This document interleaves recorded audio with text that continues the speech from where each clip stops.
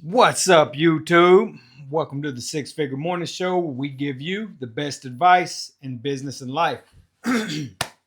Damn cigars. Shit, falling apart, fellas. I'm falling apart. Mm, get my go juice. Guys, when you start making $50,000 a year, roughly, it's no longer about you, it's about the company. I need each and every one of you to understand that. When you start making roughly $50,000 a year, it's not about you anymore. It's about the company. The company at that price range expects you to show up. They expect you to be there. They don't want to hear this shit about kids. I get it. 2025, $50,000 a year is like the bare minimum. I get it. But I'm talking about the company. They want you to become a company man or woman. You understand? It's about them, what they need from you. They need you to show up Monday through Friday, answer the phone on your days off. Once you get up to about that $50,000 a year salary or income, that's what is expected of you, to answer the phone. Damn sure if you're 65, 75, $95,000 a year, you're expected to answer the phone. The other day we talked about making $135,000, $150,000 a year, playing on your level. Imagine if the ER doctor didn't answer the phone. The ER doctor's making $150,000 a year. And he's pulling 16, 18, 20-hour days, sometimes 24-hour shifts.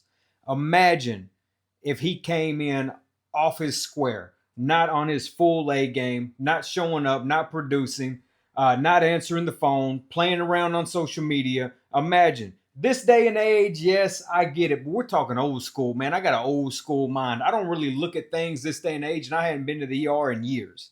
I don't look at things of what they do this day and age. I'm still thinking of the way when I was raised, or the way that I spent most of my adult life outside of the internet. The last doctor I went to actually pulled out a book and started flipping pages to figure things out. Now they just Google shit. Got it. I got it. Anyways, though, welcome to the Six Figure Morning Show, where we give you the best advice in business and life. Thank you guys for all the likes, shares, comments, and subscribes. You already know.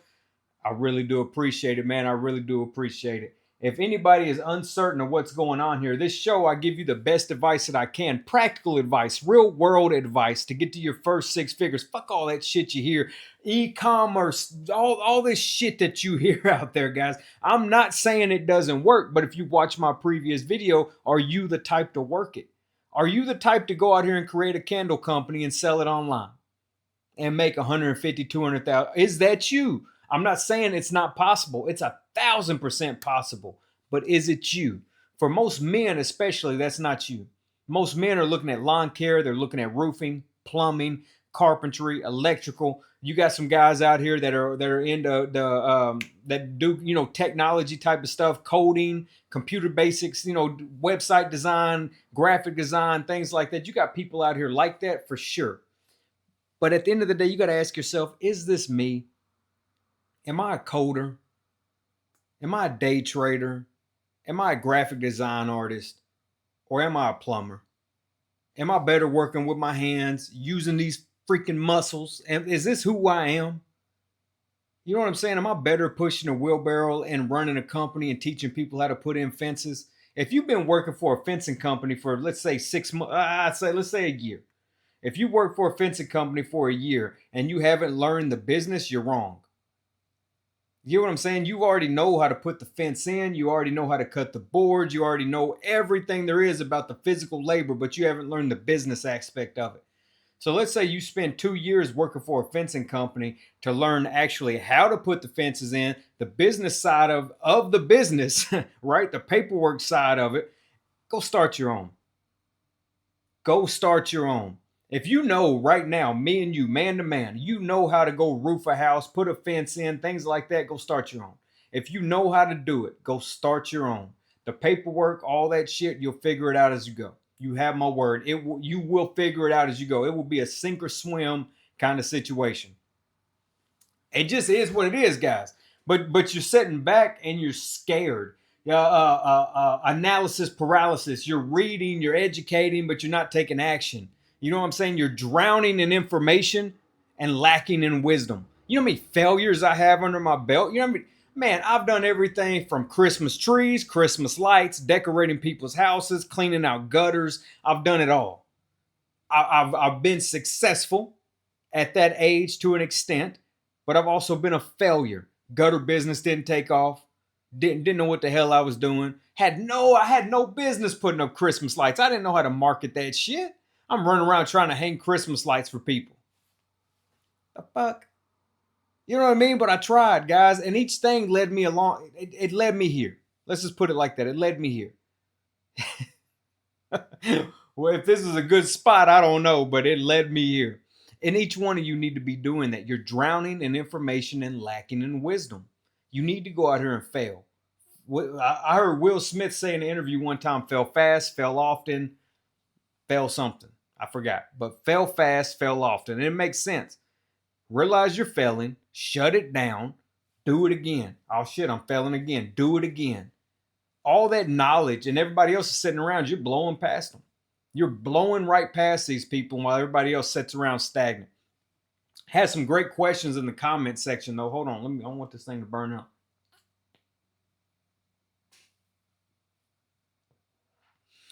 I've been watching some old school TV shows here lately. Magnum PI. I'm watching right now. I got on TV. Sounds down, but I got on 21 Jump Street. Anybody remember 21 Jump Street? That's Johnny Depp. You guys should go check that out. For you younger kids, you need to go check out some of this old shit. You think like somebody like Johnny Depp because all you know him from is Pirates of the Caribbean. That's all you know. Captain Jack Sparrow. You need to go check out where he started when he was 19, 21 years old, 21 Jump Street. You need to go look at where he began, how bootleg this shit was, and to where he is now with the net worth he has. And that's the way your life will look. If you pay attention to your famous actors, celebrities, the people you admire the most, the people you put on a pedestal, if you go dig deep to where they began, and then you look at where they are now, that's how your life will be. They've laid it out. There's the blueprint right there. 21 years old, 21 Jump Street with a bootleg camera to making millions of dollars for Disney on Pirates of the Caribbean. Now how is Johnny Depp? 60?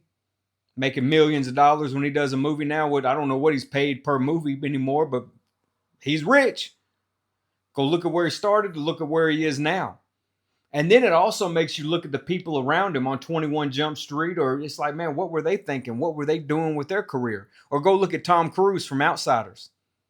Look at all the big names around him. I do know those people because I'm an actor and I follow actors and I look at that lifestyle. So I do know Matt Dillon. I do know, oh God, there's been so many, Rob Lowe and them. I do know those actors. But go look at them and their careers to where Tom Cruise is in his career. What separated them? What made Tom Cruise better than those other guys? They all got a full head of hair, handsome faces, nice teeth, yada, yada, yada. What separated Johnny Depp from these other actors on this show? What separated them? Me personally, they didn't stop moving. They found momentum and they kept going. They just kept pushing forward. Failure, failure, failure. Kept going forward. Anyways, though, man, I just got off track because I looked over at the TV with that thing going. Got off track. Check them out, though. Go find out where your favorite celebrities, actors, things like that started from. Go look up Jesse Itzler and 50 Cent. I want you to go look those two people up. Jesse Itzler and the 50 Cent story. Go look it up, guys. Jesse Itzler. I think it's Z-L-E-R, but look it up. Jesse Itzler and 50 Cent. Jesse Itzler owns a major airplane company and some other shit, and then 50 Cent is who he is. But go look at where they started and how they started together. Those are two names that you would never hear about. You're hearing about them here. Jesse Itzler and 50 Cent. Go look them up. I love to find out how people started and the struggles that they went through to get to where they are. I was talking to a young man the other day. He's got a boss worth a few $1 million. He's got a boss worth a few $1 million, and he's fortunate enough to be able to sit down and speak to this man on a daily basis, have lunch with him, do things with him, ask the proper questions. How many people did you leave behind? How many friends did you lose? How many relationships ended? How many girlfriends, whatever, did you lose? How many? How hard was this for you? Because they want to tell somebody. They just stop telling people because people, like I said, the wrong conversation around the wrong people looks like you're bragging. They don't really want to hear that shit. They just want you to give them something. These people want to know. Have these conversations with these people, guys. But I was asked how to schedule interviews while you already have a job. I saw that in the comment section. Son of a bitch, it went out. How to schedule interviews while you already have a job. That's a tricky one. I'm not going to lie. You already got a decent job, hopefully, and you're looking to schedule interviews. First and foremost, the job I'm interviewing for needs to pay more. If I'm making $50,000 a year, the job I'm interviewing for needs to be 65 or 70, at least. 65, 75,000. What's the point of me wasting my time to interview for another $50,000 a year job? We're trying to move forward. We're adults. I hear it all the time. I hear it all the time at my place. I don't like this person. I don't like this. I don't give a shit. We're adults. Man up. Realize this is a situation you're in. We're adults. I get it. You're making 50 grand a year. You may not like the job. You're burnt out. You don't like the people you work with. Cool. But what's the point of me leaving $50,000 a year to go make another $50,000 a year? No. So if I'm going to interview and I already need to have done a teleconference, I need to have already done a telephone interview, spoke to somebody, because once you start getting up to about the $75,000 price range, that's when they're going to, first things first, there's going to be a hiring company reach out to you, a recruiter. You're going to talk to them on the phone. They're going to give you an over the phone interview, and then they're going to set you up for stage 2, most likely, which will be a virtual interview on the computer, on the laptop, or on your phone. You'll get a link and you'll over Zoom, and you'll interview with the hiring managers of the company. So you go through a recruiter, the hiring managers, and then you will have an in-person walking around the plant, walking around the place interview. When you start to get into the $75,000 price range, you don't just walk in and get the job. You go through a number of people before you actually get to go, because they don't want every rum dum. They don't want every Pookie and Ray Ray. They don't want every old crackhead coming in.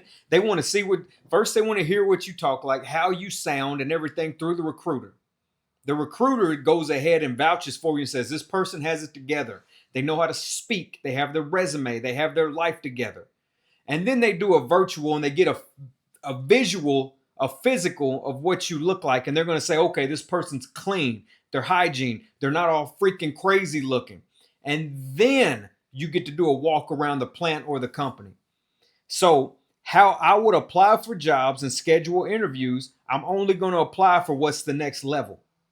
If I'm already a first line supervisor at a warehouse, I'm looking to become a warehouse manager, right? Hypothetical. I'm talking to the masses. I'm talking to everybody around the world, but I'm looking for the next level. If I'm already a warehouse first line supervisor, a team lead, okay, I'm already helping out with scheduling. I'm ensuring that people are sober, doing what they're supposed to do. KPIs, packages getting out, all these things are happening under my watch.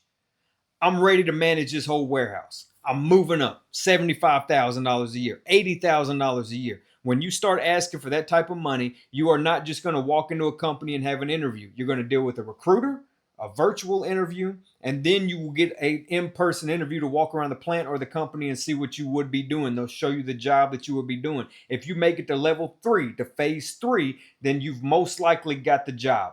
But that's going to become, once you get to phase 3, it's between you and probably 3 other people. So you and 2 other people, 3 total. That's where you flop. That's where it literally is between you and just literally 2 other people. So if I've done that, then I'm taking off work. I'm using PTO, whatever. I'm going to miss a day. I'm going to call in sick, because if I get to phase 3, because you can do phase 1 on your lunch break. You can do phase 2 on your lunch break if need be, or you can schedule those after work or before work, lunch breaks. You can tweak that, and you can take an ass chewing at the job. But level 3, phase 3, when you get to do your walk around interview, this is really how it works at most places, guys.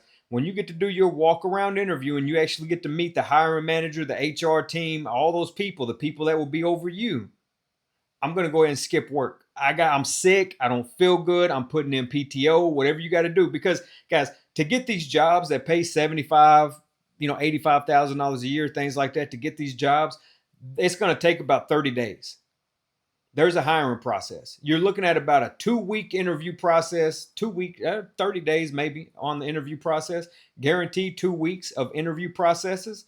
And then you get to go move around the company, move around the plant, see if they like you enough in physical form. You get to actually be there, meet the people. I'm calling in because if I've made it that far, there's a damn good chance. So I'm going to go ahead and call into my $50,000 a year job. But do not listen to me. Be scared to tell your current employer, hey, I got to shop around. It's time for me to go. There's no growth from. Say it tactfully. I would say something on the lines of, hey, look, I've loved working here. What's a pay raise look like for me in the near future? Is there any growth opportunities for me in the near future? If they don't have any, man, you just got to be honest with them. Guys, don't be scared to be honest. This is where, though, I don't operate out of desperation. I already got some money.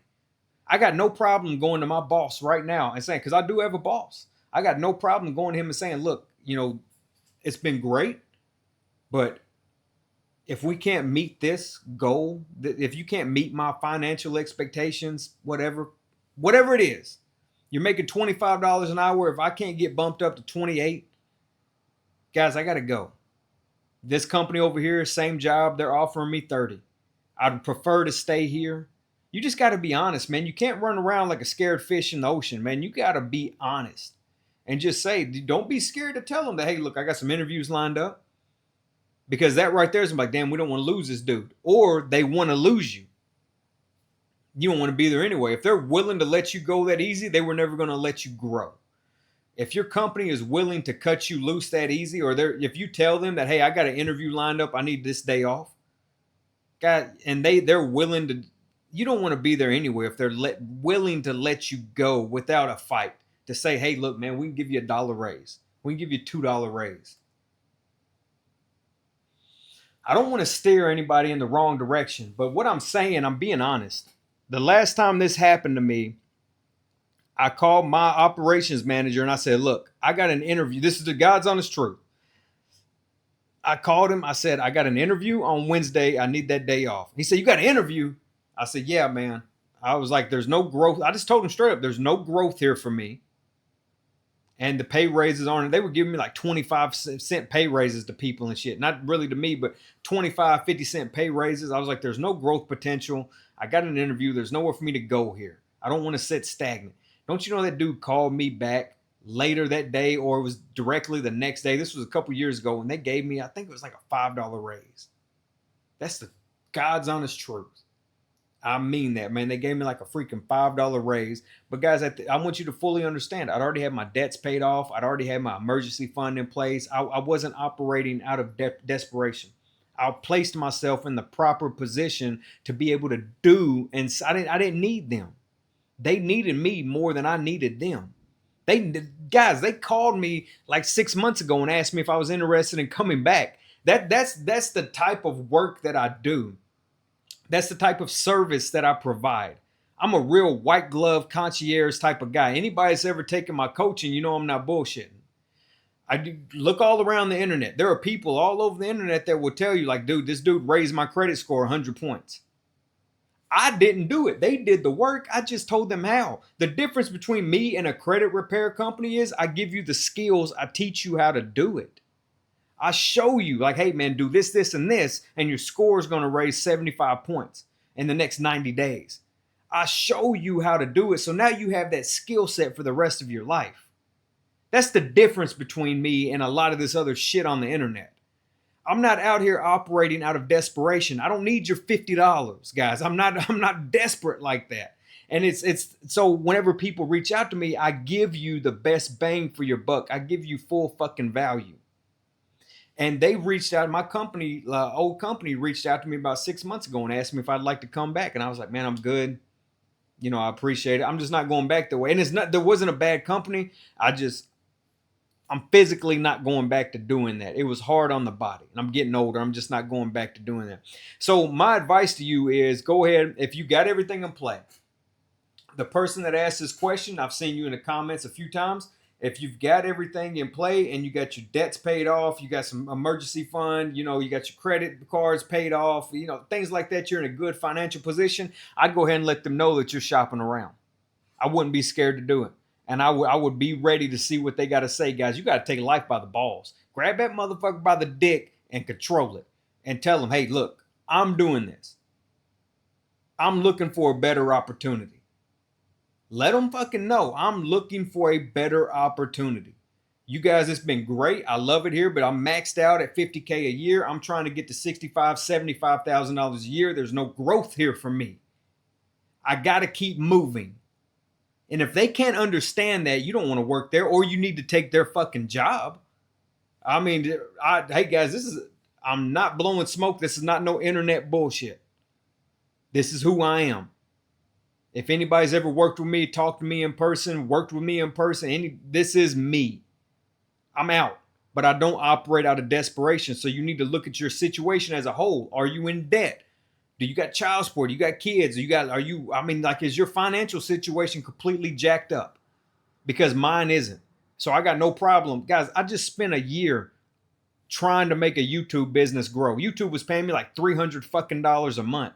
How many people do you know that can pay their $1,000 a month child support, their $1,000 a month rent, all their bills and food and everything off $300 a month? Let's just keep it real. I started bleeding myself. I said, I'm not doing this. Once I saw that I spent about 30 grand trying to build a business with no return, fuck, I'm out of here. I'd already stayed too long, and I stayed too long for a lot of you because I really care. But now I do it just out of the kindness of my heart. Once I realized that 30 grand went down the drain trying to build a YouTube coaching business, fuck, I'm out of here. I ain't no dummy. Shut this motherfucker down. I'm out. All right, so I hope that helps with trying to find a better job. I hope that freaking helps, man, because that's not bullshit. But please have your life together before you take the drastic measures that I do. Have your life together. Then another question in the comment section, I was asked, what do I think about Roth IRAs and 401ks? I think they're good things depending on how much money you have. If I don't have any money, I'm not investing in a Roth IRA. I'm not going to be broke and throwing all my money into a Roth IRA. I wouldn't even be interested in a Roth IRA till I probably hit $100,000. I'm being honest with you. Now, unless I knew that my job, and this is where I'm going to be at, and it's let's say $65,000, $75,000 a year. I got a newborn baby, a wife. Like, I'm just giving out random ass scenarios. But I'm locked into this neighborhood. I'm locked into this house. I'm locked into this job for the next 10, 20 years because I just had a kid, and then this is my life. Then by all means, you're locked in, go for a Roth IRA and a 401k. But if you're a real hustler, I'm a real fucking hustler, guys. That's not my thing. Roth IRAs and 401ks, until I get to where I'm going, I'm not even interested, me personally, for a Roth IRA and a 401k until I've hit $1 million net worth. I don't have $1 million. I haven't hit $1 million net worth, but until I hit $1 million net worth, I'm not wasting my time on a Roth IRA and a 401k. I'm not looking at 3% and 4% returns. I don't care because I know there are better returns out there. I know that I could flip a house. I know that I could sell a car. I can get better returns on my money in other places. I'm not telling you to do that. You got to know what can you stomach? What type of man or woman are you? What can you stomach? Who are you? I've talked about this a bunch. You got to know what you're willing to tolerate. What are you willing to tolerate? What are you willing to deal with? If you want to play it safe, by all means, Roth IRA, 401k, pure Dave Ramsey, collect your 4% here and your 3% there and sit back, relax, and hopefully your company doesn't go belly up and you're able to work with them for 30 years because that's what it's going to take. 30, guys, I'm going to die on this road.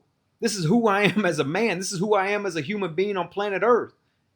I've been hustling since I was a kid, man. I mean, I've been really hustling since I was a fucking kid. Little kid. I used to pick up cans off the railroad track, fill them up with dirt, send them off, give them to the can man and try to make them weigh more. I'd put fucking nails and whatever I could find in them. I'd go around trying to pull railroad ties out. This is who I am. I saw in the comment section, so Roth IRA 401k for me, no. I'm past that. I'm not messing with that right now. Now, at a later, maybe, but probably not. I'd probably be looking for my own investments. This is me. Please don't take this as financial advice. You have to do what's best for you. But again, I was the type of kid that I hung Christmas lights. I picked up cans and filled them with dirt. I used to pull railroad ties out of the tracks. You know what I'm saying? This is me. This is the type of man that I am. This is who I am.